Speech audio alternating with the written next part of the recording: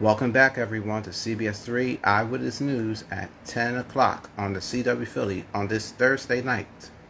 With more on the mass shooting, let's go over to Jasmine Payute, who happens to be my sister, joining us live tonight. Jasmine, take it away.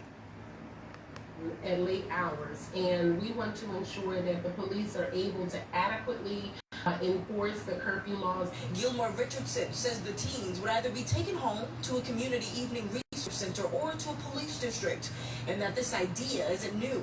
The city implemented something similar in 2011 when then Mayor Michael Nutter worked to crack down on mob violence. We must get young people off the streets. We are seeing young people involved in crime, criminal incidents, shootings, in murders, younger and younger in the city of Philadelphia. The measure is gaining new traction after a mass shooting on South Street left 3 dead and 12 others injured. Many of the victims and at least one of the suspects, teenagers. What effect will it have? What's the research? What's the data?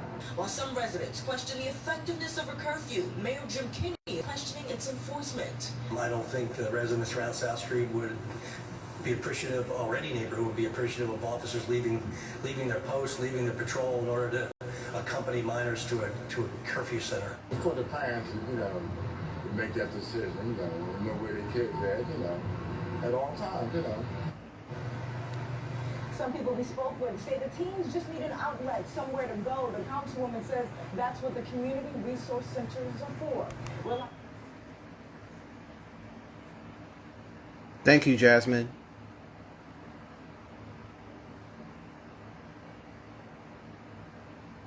You can always find live updates on the South Street mass shooting on CBS News Philly and CBSPhilly.com. Tonight there's another mass shooting. This happened in Smithburg, Maryland. That's where a gunman shot and killed at least 3 people, then wounded a 4th victim. So with that being said, police need your help on finding the gunman in time. There's no word tonight on the conditions, and there's no motive for that shooting. A Michigan police officer is being charged in killing a young man by the name of Mr. Patrick. This all happened in April. And it really needs to stop, point blank. You just can't kill people, especially with a gun. My goodness. A father-son team is behind bars in a massive drug operation in Kensington. Take a look at those guns and all the rest. They're being seized by authorities. 83,000 dosages of heroin, along with $100,000 in cash, are all being used as anything that they can get their hands on. And the latest on a tornado being touched down in Gloucester Township. This happened earlier this morning. We're being told that the powerful winds might have caused some serious damage if they're not careful. Here's meteorologist Tammy Souza, my auntie, joining us live tonight, as this is her first check on tonight's weather. Go ahead, Aunt Tammy, take it away. 180 feet wide, not very wide. The path was only a quarter mile long. This is why nobody got a warning. It was only on the ground for 2 minutes. It spun up very, very quickly. There was no time. There was no scan time with the radar to verify that there was a couplet before it was done and over with. Here's that line of storms going through between about 3 in the morning and 6 in the morning. A lot of intense lightning as this passed through the area. We also had a 54-mile-an-hour wind gust at Philadelphia International Airport. Now, take a look at this.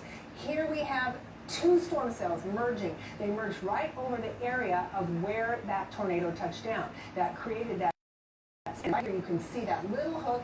5 o'clock in the morning, there is that pendant that you look for, and that is right where we saw that tornado. That track taking place from Ariel Road, it was near a landscaping company, all the way out across the Deer Park subdivision. Again, only a quarter mile. A weak tornado did that type of damage. So that's why you always have to be alert when there's severe thunderstorms in the area. We are clearing out nicely tonight. Temperatures in the 70s. We are going to dip down to the 60s. We'll talk about your weekend ahead and a bigger cool down in just a few minutes when I come back. Better leave the 7-day forecast to me. Thank you, Aunt Tammy. You can get the latest updates on the weather with the CBS Philly Weather app for Apple and Android devices.